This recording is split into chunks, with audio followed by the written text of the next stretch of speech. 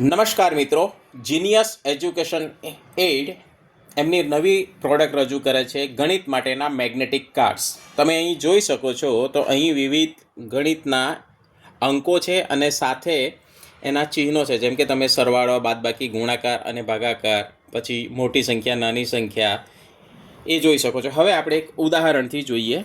હવે આપણે જોઈએ 6.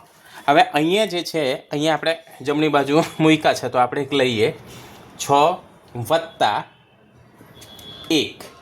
હવે અહીંથી આપણે બરાબર લઈશું, તો 6 વત્તા 1 બરાબર કેટલા થાય છે, તો આપણે નીચેથી એનો જવાબ શોધીશું, આ 7.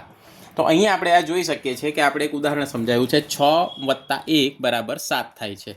હવે આપણે આ વત્તાની જગ્યાએ ઓછા લઈએ, તો આપણે અહીંયા જોઈ શકીએ છીએ કે 6 ઓછા 1 બરાબર કેટલા થાય છે, તો આપણે અહીંયા જોઈએ આ 5 થાય છે. તો આ રીતે આપણે ગણિતની પ્રક્રિયા વિદ્યાર્થીઓને સમજાવી શકીએ છીએ. હવે આપણે જોઈએ કે 6 અને 7, તો એમાં આ કોણ મોટું છે, તો તે માટેનું આપણે જોઈએ કે આ અહીંયા આ 7 મોટું છે, તો આપણે અહીંયા એમની સરખામણી પણ કરી શકીએ છીએ.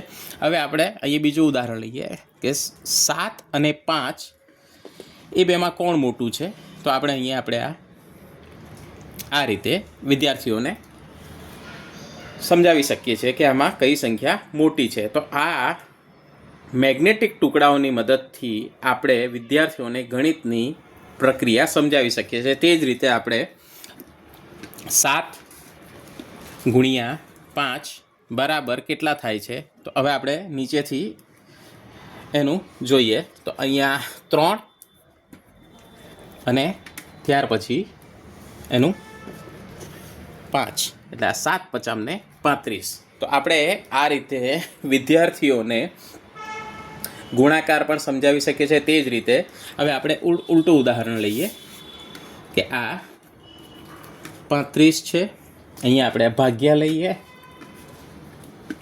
7. 35 ભાગ્યા 7 કેટલા થાય છે, તો એનો જવાબ આવે છે આ 5. તો આપણે આ રીતે વિદ્યાર્થીઓને દરેક ગણિતની પ્રક્રિયાને આપણે મેગ્નેટિક ટુકડાની મદદથી સમજાવી શકીએ છીએ અને વિદ્યાર્થી પાસે કરાવી પણ શકીએ છીએ. Thank you.